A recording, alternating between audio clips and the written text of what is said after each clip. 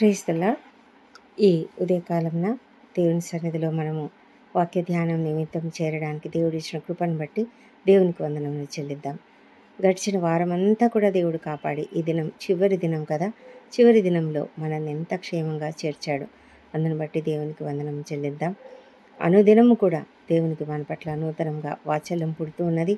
ఆయన మన పట్ల ఎంతో ప్రేమతో అనేకమైన కార్యములు మన జీవితాలలో చేస్తూ ఉన్నాడు. ఎంతో అద్భుతంగా ఆయన మనల్ని నడిపిస్తూ ఉన్నాడు.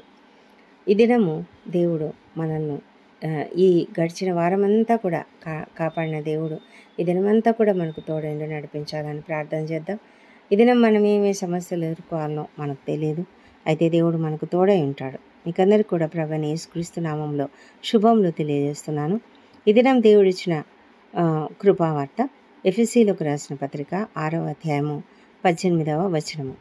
ఆత్మ వలన ప్రతి సమయం నందును ప్రతి విధమైన ప్రార్థనను విజ్ఞాపనను చేయుచు ఆ విషయమై సమస్త పరిశుద్ధుల నిమిత్తమును పూర్ణమైన పట్టుదలతో విజ్ఞాపన చేయుచు మెలకువగా ఉండుడి. ఈ మాటలు దేవుడు అపొస్తలుడైన పౌలు గారి ద్వారా మనకు చెప్తూ ఉన్నాడు. ఎఫెసీయులకు రాసిన పత్రిక 6వ అధ్యాయం 10వ వచనం నుంచి కూడా మరి అక్కడ రాయబడినటువంటి విషయమే 10వ వచనం నుంచి రాయబడిన విషయం ఏంటంటే, మనము దేవుడిచ్చు సర్వాంగ కవచమును ధరించుకోవాలి. ఎందుకంటే ఈ లోకంలో మనం పోరాడేది మనుషులతో కాదు, శరీరులతో కాదు, కానీ ప్రధానులతోనూ అధికారులతోనూ ప్రస్తుత అంధకార సంబంధులకు లోకనాథులతోనూ ఆకాశమండలమందున దురాత్మల సమూహంతోనూ పోరాడుచున్నాము. కనుక మన యొక్క యుద్ధాలు ఎలాగుండాలి, మన యుద్ధ ఉపకరణాలు ఎలా ఉండాలంటే అవన్నీ కూడా ఆత్మ సంబంధమైనవై ఉండాలి. ఎందుకంటే మనం చాలాసార్లు అనుకుంటాము, ఈ వ్యక్తి నన్ను చాలా వేధిస్తున్నాడు, ఈ వ్యక్తి నన్ను చాలా హింసిస్తున్నాడు, మా అధికారి ఈ విధంగా నన్ను చాలా బాధ పెడుతూ ఉన్నాడు, మాటలతో బాధ పెడుతున్నాడు, మా కొలీగ్స్ నాతో సరిగా ప్రవర్తించడం లేదు, నా పట్ల చాలా వ్యత్యాసం చూపిస్తూ నాతో సరిగా ఉండడం లేదు. ఇలాంటి బాధలు, ఇలాంటి వేదనలు మనకుంటాయి. ఒక్కొక్కసారి మనల్ని అణిచివేయాలని ప్రయత్నిస్తూ ఉంటారు. ఎందుకంటే మనము ఎప్పుడైతే ప్రభువైన యేసుక్రీస్తుని అంగీకరించిన వారమై నిజంగా ఆయన పట్ల విశ్వాసంతో జీవిస్తూ ఈ లోక సంబంధంగా కాకుండా మనము ఒక ప్రత్యేకించబడినటువంటి జీవితం జీవిస్తూ ఉన్నట్లయితే తప్పకుండా మనము ఇతరులకు ఒక ఆధారంగా మారతాం. అంటే ఇతరులు మనల్ని హింసించడానికి మనము ఒక ఆస్కారంగా ఉంటాము. అయితే వారు మాట్లాడే మాటలు, వాళ్ళు మనల్ని హింసించే ఆ పద్ధతి, మనల్ని అణిచివేసేటువంటి ప్రయత్నము, అవన్నీ కూడా ఎలాగంటే అది అపవాది ద్వారా జరుగుతూ ఉంటాయి. వారిని ప్రేరేపించే అపవాది ద్వారానే వాళ్ళు మనకి హింస కలిగిస్తూ ఉంటారు. అయితే మనం చేయవలసింది, మనకున్నటువంటి యుద్ధోపకరణములు ఏంటంటే, మనము ఎప్పుడు కూడా సత్యము అనే దట్టి కట్టుకొని ఉంటాము, నీతి అను మైమరువును తొడుక్కొని ఉంటాము, మరి సిద్ధ మనస్సు అనే జోడు తొడుక్కొని ఉంటాము, విశ్వాసం అనే డాలును పట్టుకొని ఉంటాము. ఈ విధంగా మనం చేసినప్పుడు ఈ దుష్టుని అగ్నిబాణములన్నిటిని కూడా మనము ఆర్పివేయగలం. మనకు తెలియదు, మనకు తెలియకుండానే నిమిషంలోనే పరిస్థితులు మారిపోతాయి, నిమిషంలోనే వారందరి మనసులు మారిపోతాయి, నిమిషంలోనే వాళ్ళలో ఒక చేంజ్ అనేది వస్తుంది. ఓవర్ నైట్ అంటే ఒక్క రాత్రిలో వాళ్ళలో మార్పు రాగలదు. ఇవన్నీ కూడా ఎందుకు జరుగుతాయంటే, మనము ఇవన్నిటినీ ధరించుకున్నది మాత్రమే కాకుండా మనం ఏం కలిగి ఉన్నామంటే ఆత్మ ఖడ్గమును ధరించుకొని ఉన్నాం. అది ఏంటంటే దేవుని వాక్యము అనే ఆత్మ ఖడ్గాన్ని ధరించుకొని ఉన్నాము. అంతేకాకుండా ప్రతి సమయమందు కూడా మనం ఏం చేస్తున్నామంటే ప్రార్థన విజ్ఞాపనను చేస్తూ ఉన్నాం. ప్రార్థన విజ్ఞాపన ఇప్పుడు పౌలు గారు ఎప్పుడు రాసినప్పటికీ కూడా ఆయన రాసే ఆ ప్రార్థనతో పాటు విజ్ఞాపన కూడా జత చేసి రాస్తూ ఉంటాడు. ఫిలిప్పీలకు రాసిన పత్రికలో కూడా మీరు ఆనందించండి, ఎల్లప్పుడూ ఆనందించండి, దేని గురించి కూడా చింతపడకుడి, కానీ ప్రతి విషయంలోనూ మీరు ప్రార్థనలో ప్రార్థనను, విజ్ఞాపనను కృతజ్ఞతాస్థుతులతో మనము విన్నపములుగా దేవుని సన్నిధికి తీసుకురమ్మని చెప్తూ ఉంటాడు.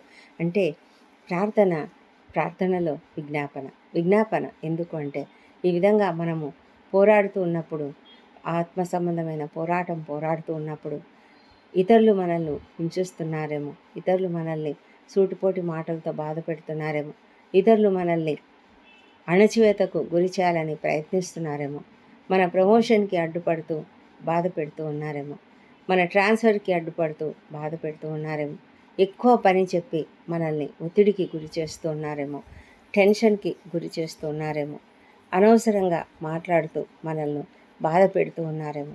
ఇలాంటి ఏ పరిస్థితినైనా కూడా దేవుడు మార్చివేయగలడు. ఎందుకంటే మనం ఏం చేయాలంటే, ఈ సమయాలలో ఎప్పుడైతే మనము ఇలాంటి పరిస్థితులు ఎదుర్కొంటామో ఆ సమయాలలో అన్నిట్లో కూడా మనం చేయవలసింది ఏంటంటే ప్రార్థన, విజ్ఞాపన. ఎందుకంటే మనం ప్రార్థించినప్పుడు అవతల వాళ్ళ కొరకు కూడా ప్రార్థన చేస్తాం. మనలను హింసించిన వారి కొరకు మనం ప్రార్థన చేస్తాం. ప్రభువైన యేసుక్రీస్తు మనకు అదే నేర్పాడు. ఆయన సిలువలో మరణించకముందు ఆయనను ఎంతగా హింసించారు, అవమానించారు, భయంకరంగా బాధ పెట్టారు, గాయపరిచారు, మరి చాలా అవమానకరంగా ప్రవర్తించారు.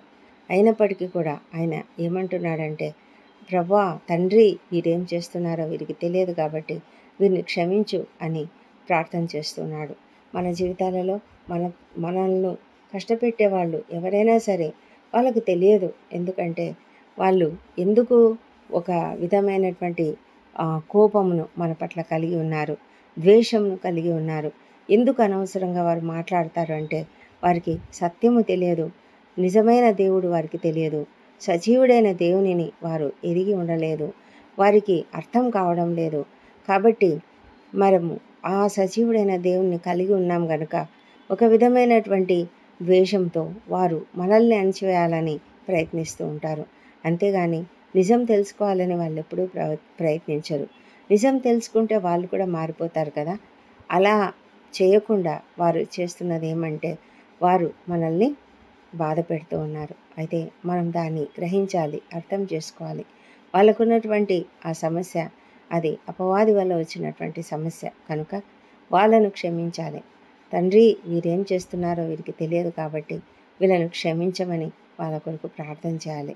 ఆ విధంగా చేసినప్పుడు మనకున్నటువంటి ప్రతి సమస్య కూడా ఒక్క రాత్రిలోనే మారిపోగలదు.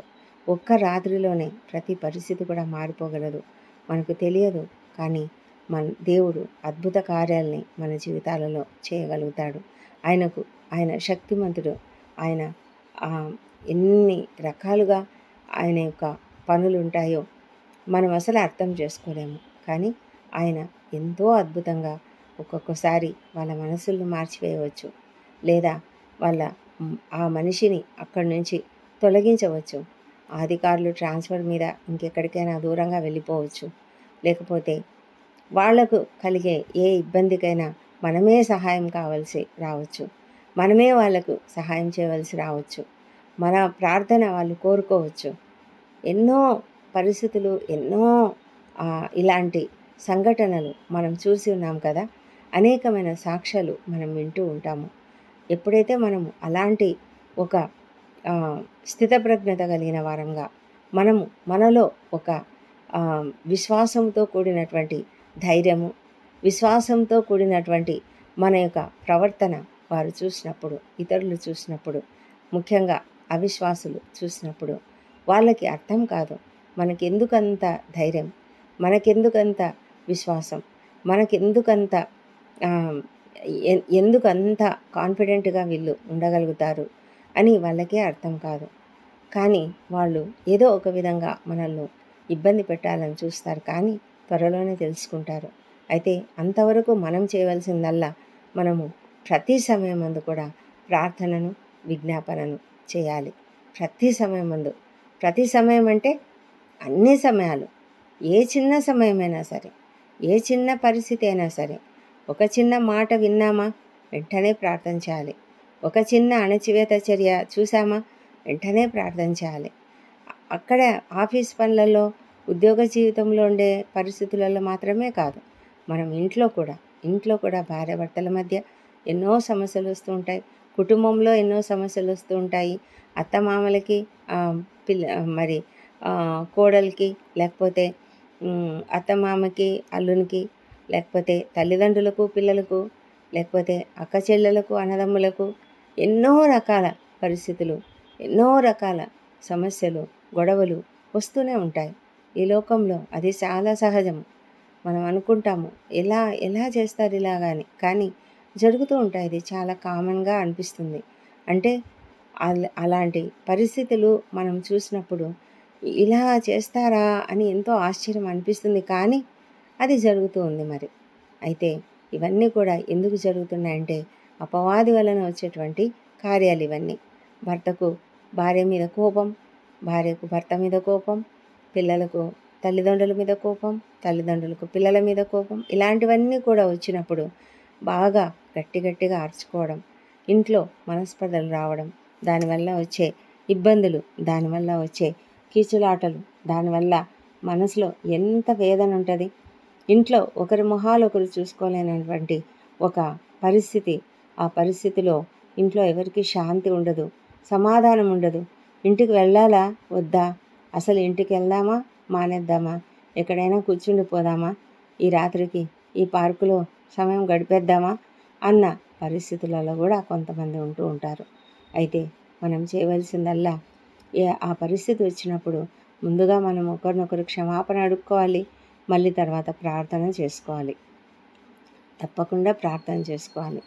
ప్రార్థన మన జీవితాలను నెమ్మదితో నింపుతుంది. ప్రార్థన మన జీవితాలలో సమాధానం నింపుతుంది. ప్రార్థన మన జీవితాలలో మన సమస్యలకు పరిష్కారాన్ని చూపిస్తుంది. దేవుని యొక్క ఇన్వాల్వ్మెంట్ అక్కడ ఉంటుంది. మనం ఎప్పుడైతే ప్రార్థన చేస్తామో మన జీవితంలోకి దేవుడు ఇన్వాల్వ్ అవుతాడు. కాబట్టి మనం సమస్త విషయాలలో కూడా మనం విజయం పొందుకోగలుగుతాము. దేవుడు మన విజ్ఞాపనను ఆలకించి అవతలి వాళ్ళ జీవితాలను కూడా మార్చివేస్తాడు. అవతలి వాళ్ళ జీవితంలో కూడా సంతోషంను కలుగజేస్తాడు, సమాధానంను కలుగజేస్తాడు. కాబట్టి ప్రతి ఒక్కరూ మన జీవితంలో తారసపడే వాళ్ళు ఎవరైనా సరే వారందరూ కూడా సంతోషంగా జీవించగలుగుతారు. ప్రార్థనను మించిన ఆయుధము ఇంకేది కూడా లేదు అని మనం బాగా చాలా గట్టిగా చెప్పవచ్చు. బైబిల్ గ్రంథంలో ఎస్తేరు గ్రంథము ఉన్నది కదా. ఎస్తేరు రాణి పేరు మీద ఈ గ్రంథము రాయబడింది. మరి ఈ గ్రంథంలో మనము ఎస్తేరు స్టోరీ చదువుతాం. ఆమె ఒక సాధారణమైనటువంటి అమ్మాయి, అందమైనటువంటి అమ్మాయి. మరి ఆ అమ్మాయి పట్ల దేవునికి ఒక గొప్ప ప్రణాళిక ఉంది.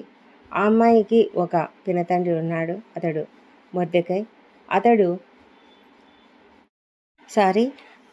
ఎస్తేరు అతనికి పినతండ్రి కుమార్తె. ఆ విధంగా అతడు తల్లిదండ్రులు లేని అమ్మాయిని పెంచాడు. ఆ అమ్మాయి ఎంత భయభక్తులతో ఉన్నది, దైవభక్తి కలిగినది. అంతేకాకుండా మొర్దెకైకి కూడా ఎంతో విధేయత కలిగినటువంటి అమ్మాయి, ఎంతో ప్రేమ కలిగినటువంటి అమ్మాయి, ఎంతో నెమ్మదైనటువంటి అమ్మాయి. అయితే అలాంటి అమ్మాయి మరి వష్తి అనే రాణికి బదులుగా రాజుకు రాణిగా ఏర్పాటు చేశాడు దేవుడే. అదంతా కూడా మనం బైబిల్ గ్రంథంలో చూస్తే చాలా అద్భుతం. అయితే ఈ మధ్యకాలంలో ఏం జరుగుతుందంటే హామాను అనే ఒక వ్యక్తి ఉంటాడు. అతనికి యూదులంటే కోపం వస్తుంది. ఎందుకంటే మొర్దెకై అతనికి నమస్కారం చేయడం లేదని. కేవలం మొర్దెకై నమస్కారం చేయడం లేదు కాబట్టి మొర్దెకై ఏ జాతివాడో కనుగొని అతడు యూదా జాతికి చెందినవాడు అన్నప్పుడు ఆ యూదులందరినీ కూడా చంపేసేయాలని ఒక ప్లాన్ వేసుకొని రాజుతో ఒక శాసనము చేయించాలని చేయించాడు. ఆల్రెడీ చేయించిన తర్వాత ఆ విషయం తెలిసినప్పుడు మొర్దెకై ఈ రాణి అయినటువంటి ఎస్తేరుకు ఆ విషయాన్ని తెలియజెప్పినప్పుడు రాణికి భయం వేస్తుంది. ఎందుకంటే తను ఇంతవరకు పిలువబడలేదు, రాజు దగ్గరికి వెళ్ళాలంటే అనుమతి లేకుండా వెళ్ళడానికి వీలు లేదు. మరి ఏం చేయాలి అన్నప్పుడు మరి మొర్దెకై ఒక మాట అంటాడు, నువ్వు ప్రాసాదంలో ఉన్నావు కదా, అందుకని నువ్వు బాగా ధైర్యంగా నేను తప్పించుకోగలను అనుకుంటున్నావేమో, కానీ నువ్వు ఈ సమయంలో సహాయం చేయకపోతే మరి యూదులకు సహాయం మరొక వైపు నుంచి వస్తుంది. కానీ నీవు నీ యొక్క జనులందరూ కూడా నశించిపోతారు అని చెప్పినప్పుడు ఎస్తేర్ అంటుంది, సరే అందరూ కూడా 3 రోజులు ఉపవాసం ఉండండి. యూదులందరూ సమాజ మందిరంలో 3 రోజులు ఉపవాసం ఉండండి. నేను కూడా ఉంటాను, నా పనివాళ్ళు కూడా ఉంటాను, ఆ తర్వాత చూద్దామని ఆమె ఆ విధంగా చేసిన తర్వాత ఆ ప్రార్థన అనే మాట అక్కడ రాయబడలేదు, కానీ వాళ్ళు చేసింది అదే. దేవుని సన్నిధిలో గడిపారు. ఆ తర్వాత ఆమె రాజు సన్నిధికి వెళ్ళినప్పుడు రాణిని చూడగానే రాజుకు దయ పుట్టింది. ఆ విధంగా ఆమె రాజుతో పాటు హామాన్ అనే వ్యక్తిని విందుకు ఆహ్వానించినట్లుగా చూస్తాం. ఆ రాత్రి ఏం జరిగిందంటే అంతకుముందుగానే ఈ హామాన్ అనేవాడు మొర్దెకై కొరకు ఒక పెద్ద ఉరికొయ్య చేయించి ఆ ఉరికొయ్య మీద తప్పకుండా ఇతన్ని ఉరి తీయించాలనుకున్నాడు. కానీ ఆ రాత్రి ఏం జరిగింది, ఆ రాత్రి రాజుకు నిద్ర పట్టలేదు. అతడు ఒక గ్రంథం తెమ్మని, రాజ్య సమాచార గ్రంథం తెప్పించి దాన్ని చదివినప్పుడు అక్కడ మొర్దెకై ఒకసారి రాజుకు సహాయం చేశాడు. ఒక కుట్ర జరిగింది రాజు మీద, దానిని అతడు ఛేదించాడు. ఆ విషయం అక్కడ రాయబడి ఉంది. దాని గురించి ఇతనికి ఏమైనా సన్మానం చేశారా అని అడిగినప్పుడు చేయలేదు అని చెప్పినప్పుడు ఆ రాజుగారు ఏం చేస్తారు, అదే సమయంలోనే అతనికి తప్పకుండా సన్మానం చేయించాలి అని అనుకుంటాడు. అప్పుడే ఆ హామాను అనే వ్యక్తి వచ్చినప్పుడు వెంటనే రాజుగారు ఏం చేస్తారంటే ఆ సన్మానము ఆ హామానుతో చేయిస్తాడు. అంటే హామాన్ అనేవాడు ఒక శత్రువు. ఆ శత్రువు చేతనే మొర్దెకై అనే వ్యక్తికి సన్మానం చేయించడం అతనికి అస్సలు ఇంకా ఇష్టమే లేదనమాట. రాజుగారు చెప్పినందుకు అతడు చేస్తాడు. ఆ తర్వాత ఇంకా రగిలిపోతాడు, ఇంకా ఈర్ష్య, ఇంకా కోపం. అయితే ఎప్పుడైతే రాణిగారు వారిని విందుకు ఆహ్వానించారో అక్కడ తనకు అనుకోని రీతిగా కొన్ని సంఘటనలు జరిగిపోవడం, హామాను పట్ల రాజుకు చాలా కోపం రావడం, అంతేకాకుండా రాణి కూడా ఆ హామాను తనకు ఏ విధంగా తన జనుల పట్ల కుట్ర చేశాడో ఆ విషయం అంతా చెప్పినప్పుడు ఒకే ఒక రాత్రిలోనే ఆ పరిస్థితి అంతా మారిపోతుంది. ఆ నెక్స్ట్ డేనే హామాను ఉరి తీయబడతాడు. ఏ ఉరికొయ్య అయితే మొర్దెకైని ఉరి తీయడానికి ఏర్పాటు చేశాడో అదే ఉరికొయ్య పైన హామాను ఉరి తీయబడతాడు. అంతేకాకుండా యూదులను రక్షించడానికి ఒక చట్టము ఏర్పాటు చేయబడుతుంది. ఆ విధంగా కంప్లీట్గా ఒక పరిస్థితి అంతా కంప్లీట్గా మారిపోతుంది ఒకే ఒక రాత్రిలో. ఇదంతా ఎలా జరిగిందంటే వారు 3 రోజులు ఉపవాసం ఉండి దేవుని సన్నిధిలో ప్రార్థన చేశారు. మన జీవితాలలో కూడా మనం కూడా దేవుని సన్నిధిలో మనం గడిపినప్పుడు, దేవుని సన్నిధిలో ప్రార్థన చేసినప్పుడు తప్పకుండా ఈ ప్రార్థన అనే ఆయుధం మన శత్రువుల జీవితాలను మార్చివేస్తుంది. ఒక చట్టాలనే మార్చగలదు, లేకపోతే పరిస్థితులను మార్చగలదు, మనసులు మార్చగలదు, ఏదైనా మారిపోగలదు, ఏదైనా దేవుడు చేయగలడు. సమస్తము దేవునికి సాధ్యం. ఏ పరిస్థితినైనా కూడా ఆయన హ్యాండిల్ చేయగలడు. కాబట్టి దేవుని పైన మాత్రమే మనం ఆధారపడాలి. ప్రార్థన అనేది ఒక గొప్ప ఆయుధము. ఆ గొప్ప ఆయుధాన్ని మనం కలిగి ఉన్నప్పుడు మన జీవితాలలో మనం అత్యధికమైన విజయాన్ని పొందుకుంటాము. ఎందుకంటే అది ఒక గొప్ప ఆయుధం. ఆ ఆయుధాన్ని మించిన ఆయుధం ఇంకొకటి కూడా ఏది కూడా లేదు. కాబట్టి వాక్యమనే ఆత్మఖడ్గమును పట్టుకోవాలి. ప్రతి విధమైన ప్రార్థనను చేయాలి, ప్రతి సమయంలో చేయాలి, ఎల్లవేళలా ఎడతెగక కృతజ్ఞతలు చెల్లించమని పౌలు గారు చెప్తున్నారు. ఎడతెగక ప్రార్థనలు చేయాలి, ఎడతెగక కృతజ్ఞతలు చెల్లించాలి. ఈ విధంగా చేసినప్పుడు మనం తప్పకుండా విజయవంతమైన జీవితం జీవిస్తాము. సమస్యలు రావని కాదు, సమస్యలు వస్తాయి. ఆ సమస్యలన్నీ కూడా వాటిని జయించుకోవడానికి దేవుడు మనకు కృప ఇస్తాడు. అపవాదిని జయించడానికి, అపవాది సంబంధిత కార్యములన్నిటిని కూడా జయించుకోవడానికి దేవుడు మనకు కృప చూపిస్తాడు. అలాంటి గొప్ప కృపను కలిగించే ఈ ప్రార్థన అనే ఆయుధమును మనం కలిగి దేవునితో నిత్యము సంబంధం కలిగి మరి ఈ లోకాన్ని జయించడానికి మనం దాన్ని వాడదాం. దేవుడు ఈ కృపావార్తను దీవించునుగాక. పరిశుద్ధుడా, ప్రేమ కలిగిన మా ప్రియ పరలోకపు తండ్రి, నీకు వందనములు ప్రభా. గడిచిన వారమంతా కాపాడి ఈ దినం చివరి దినంలో మమ్మల్ని చేర్చి ఉన్నావు నాయన. తండ్రి, ఈ దినమంతా కూడా మా పనులు తోడుగా ఉండండి. మా జీవితాలలో నాయన మీరు ఒక అద్భుతమైన ఆయుధాన్ని మాకు ఇస్తున్నారు.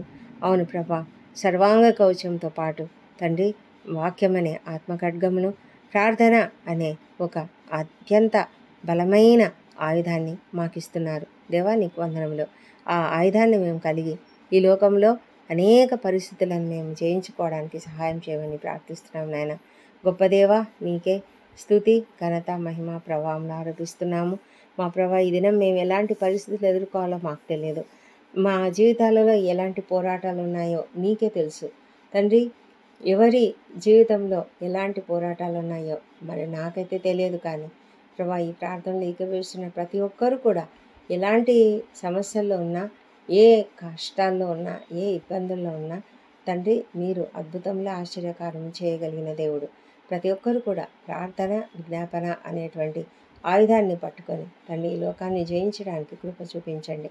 ప్రభానైనా మేము ఉదయకాలంలోనే తండ్రి నీ వాక్యంను ధ్యానిస్తున్నాము. ఇదిగో ఈ ప్రార్థన అనే ఖడ్గమును, ఆయుధమును మేము ధరించుకొని ప్రభా ముందుకు వెళ్తున్నాము, ఈ లోకంలోనికి వెళ్తున్నాము. మా తండ్రి ఈ లోకంలో మేము మా పని స్థలంలో అయినా మా జీవితంలో ఎవరిని ఎలాంటి పరిస్థితులను మేము ఎదుర్కోబోతున్నామో మాకు తెలియదు తండ్రి. ప్రతి పరిస్థితి నీకు తెలుసును. మమ్మల్ని మరి మా యొక్క పరిస్థితులను అన్నిటి కూడా నీ కంట్రోల్లో, నీ ఆధీనంలో ఉంచుకోండి. దాన్ని మేము ప్రార్థన చేస్తున్నాము. ఈ దినం మేము ఎదుర్కోబోయే ప్రతి పరిస్థితి నుంచి కూడా మాకు విడుదల దయచేయమని, మాకు సహాయం చేయమని ప్రార్థిస్తున్నాము.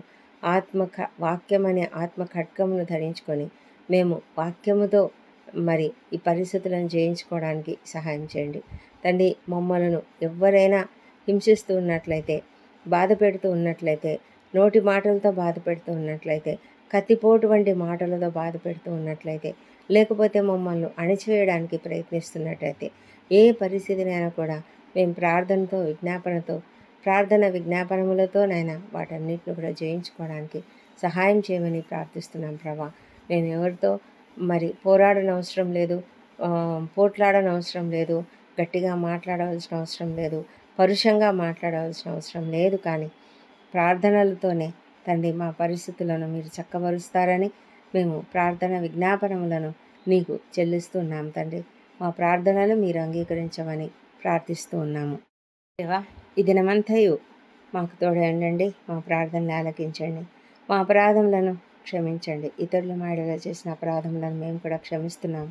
అవును ప్రభా, ప్రార్థన విజ్ఞాపనములతో మా జీవితాలలో ఎవరు మమ్మల్ని హింసించినా, బాధ పెట్టినా, మాటలతో నాయన కానీ క్రియలతో కానీ మేము ఎంతో జాగ్రత్తగా ఉండినట్లుగా ప్రభానైనా మరి ప్రభైన యేసుక్రీస్తు లాంటి ఆయనను పోలి నడుచుకునేటువంటి ఆ మనసును మాకిచ్చి తండ్రి, వారు ఏం చేస్తున్నారో వారికి తెలియదు కనుక వారిని క్షమించుము అని అడిగేటువంటి ఆ మనసును మాకు అనుగ్రహించమని ప్రార్థిస్తున్నాం. ఇంట్లో కూడా ప్రభా, కుటుంబాలలో మాకున్నటువంటి సమస్యల్లో కూడా తండ్రి మేము ప్రార్థన విజ్ఞాపనములతో మా పరిస్థితులను నాయన చక్కబరుచుకోవడానికి కృప చూపించండి దేవా. మరి మా ఉద్యోగ జీవితాలలో మేము నీకు మహిమకరంగా జీవించినట్లుగా కృప చూపించండి మా తండ్రి. ప్రయాణాలలో క్షేమమును, భద్రతను అనుగ్రహించండి. విద్యార్థులను దీవించండి, వారికి మంచి ఆరోగ్యం అనుగ్రహించండి, తెలివిని అనుగ్రహించండి, వారి రాకపోకలందు తోడుగా ఉండండి. ముఖ్యంగా తండ్రి జ్ఞానంనిచ్చి, జ్ఞానముతో నేను వారి యొక్క పాఠాలను అర్థం చేసుకోవడానికి సహాయం చేయండి. ఎలాంటి సాతాను శక్తులకు కానీ ఉచ్చులలో కానీ చిక్కుకొనకుండా కాపాడి క్షేమంగా వాళ్ళను నడిపించమని, ఉన్నత స్థాయికి వారిని చేర్చమని ప్రార్థిస్తున్నాం నాయన. మా తండ్రి దేవ, ఏదైనా ఇంటర్వ్యూలకు హాజరవుతున్న వారికి విజయం అనుగ్రహించండి. మా తండ్రి ఉద్యోగముల కొరకు ఎదురు చూస్తున్న ప్రతి ఒక్కరికి తప్పకుండా సహాయం చేసి ఉద్యోగం అనుగ్రహించి ప్రభానైనా మరి మంచి ఒక దారిని వారికి చూపించమని ప్రార్థిస్తున్నాము దేవా. వివాహ ప్రయత్నం చేస్తుంటున్న వారికి తప్పకుండా సఫలత అనుగ్రహించండి. సంతానం కొరకు ఎదురు చూసిన బిడ్డను దర్శించండి ప్రభా. వారిలో నీ పునరుత్థాన శక్తిని ప్రవేశపెట్టి చక్కటి సంతానం వారికి అనుగ్రహించమని ప్రార్థిస్తున్నాము దేవా తండ్రి. దయగలిగిన దేవుడవు, కృపగలిగిన దేవుడవు ప్రభా. మరి ఎవరెవరైతే నైనా గర్భిణీ స్త్రీలు ఉన్నారో వాళ్ళను దీవించి సుఖమైన ప్రసవం అనుగ్రహించండి ప్రభా. ఆరోగ్యకరమైన శిశువుని వారికి అనుగ్రహించండి మా తండ్రి దేవా. మరి ప్రతి కుటుంబంలో శాంతిని, సమాధానం అనుగ్రహించండి. ఏ గొడవలు లేకుండా ప్రభా ప్రతి ఒక్కరు కూడా శాంతిగా ఉండినట్లుగా. అవును ప్రభా, మరి భార్యాభర్తలు కోపగించుకొని ఒకరి పట్ల ఒకరు అరుచుకోవడం కాకుండా ప్రభా, ఒకరు అరిచినప్పుడు ఇంకొకరు నెమ్మదిగా ఉండి తండ్రి ఆ పరిస్థితిని చక్కదిద్దుకునేలాగా ప్రతి ఒక్కరికి కూడా భార్యకు భర్తలకు ఇద్దరికి కూడా నాయన సంయమనము మరి ఆ, మరి శాంతిని అనుగ్రహించమని ప్రార్థిస్తున్నాం ప్రభా. మా తండ్రి దేవా, మరి కుటుంబంలో ఎల్లప్పుడూ కూడా నీ యొక్క సమాధానం ఏలుతూ ఉండేలాగా సహాయం చేయమని ప్రార్థిస్తున్నాం తండ్రి. మా ప్రభా, మరి చంటి బిడ్డలు ఉన్న ప్రతి ఇంట్లో మీరు మీ యొక్క కృపను కుమ్మరించండి. వారిని మంచి ఆరోగ్యంతో ఎదుగునట్లుగా ఎలాంటి ఈ సీజనల్ డిసీజెస్ ఏవి రాకుండా కాపాడమని ప్రభా, ఆరోగ్యకరమైనటువంటి ఎదుగుదలను అనుగ్రహించండి. తెలివిని, జ్ఞానమును, జ్ఞాపక శక్తులను ప్రభానైనా ప్రతి విధమైన గ్రోత్, డెవలప్మెంట్ దయచేయమని ప్రార్థిస్తున్నాం ప్రభా. మా తండ్రి దేవా, మరి వారిని మంచి మార్గంలో పెంచడానికి మాకందరికీ కావాల్సిన జ్ఞానం అనుగ్రహించండి. అవును తండ్రి, ఇంట్లో ఉన్నటువంటి కుటుంబ సభ్యులందరికీ కూడా నేను ఆ జ్ఞానం అనుగ్రహించి మంచి మార్గంలో పిల్లలను పెంచడానికి సహాయం చేయండి. ఎందుకంటే ఈ లోకము చాలా భయంకరంగా ఉన్నది ప్రభా. భయంకరమైన పరిస్థితులు ఉన్నాయి మా తండ్రి. భయంకరమైన ఇన్ఫ్లుయెన్సెస్ అందరి మీద పనిచేస్తున్నాయి. కాబట్టి ఆ పరిస్థితులలోకి ఎవరు చిన్న బిడ్డలు వెళ్లకుండా మీరు కాపాడమని వేడుకొంచున్నాం మా ప్రభానైనా. నీ దయగల హస్తములతో వాళ్ళని దీవించమని ప్రార్థిస్తున్నాము తండ్రి. ఎవరెవరైతే అనారోగ్యంతో బాధపడుతున్నారో వారిని స్వస్థపరచమని ప్రార్థిస్తున్నాం ప్రభా. ఎంతో వేదనకరమైన పరిస్థితులలో ఉన్నారు. కొంతమంది క్యాన్సర్ వ్యాధులతో ఉన్నారు ప్రభా. వాళ్ళని స్వస్థపరచండి. ప్రతి క్యాన్సర్ కణం కూడా లేచడంలో లయమైపోను కాక ప్రభా. కిడ్నీ పనిచేయనటువంటి పరిస్థితిలో ఉన్న వారిని మీరు ఆశీర్వదించి వారిని త్వరగా స్వస్థపరచండి. పనిచేయని ప్రతి కిడ్నీ పనిచేయను గాక. డయాలసిస్ అనేది కానీ, కీమోథెరపీలు కానీ ఎవరికి కూడా అవసరత అనేది రాకుండా కాపాడమని వేడుకొంచున్నాం నాయన ప్రభా. క్రిటికల్ కండిషన్స్లో ఉన్న వాళ్ళని లేవనెత్తండి. ఐసీలో ఉన్న వాళ్ళని బయటికి తీసుకురండి తండ్రి.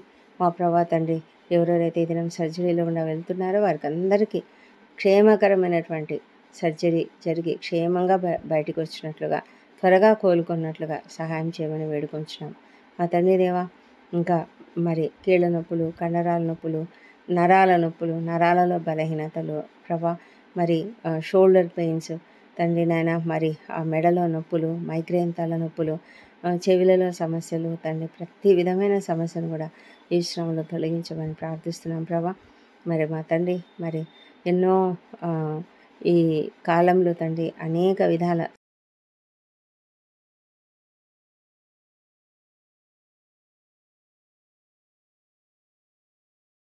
సమస్యలు, మరి మందులు లేనటువంటి పరిస్థితులు, అలాంటి పరిస్థితుల నుంచి ప్రతి ఒక్కరిని లేవనెత్తి సహాయం చేసి మంచి ఆరోగ్యంతో నింపమని ప్రార్థిస్తున్నాము తండ్రి. సమస్య ఇంకా కోర్టు సమస్యలు, ల్యాండ్ సమస్యలు, ఇంకా అన్యాయాలకు, అక్రమాలకు గురైనటువంటి వారి యొక్క పరిస్థితులన్నింటినీ నీ చేతులకు అప్పగించుకుంటున్నాం నాయన ప్రభా. వారిని అందరినీ ప్రభా మీరు కాపాడి వారి పరిస్థితులన్నీ బాగు చేయమని ప్రభా మీరు ఇన్వాల్వ్ కమ్మని ప్రార్థిస్తున్నాం తండ్రి.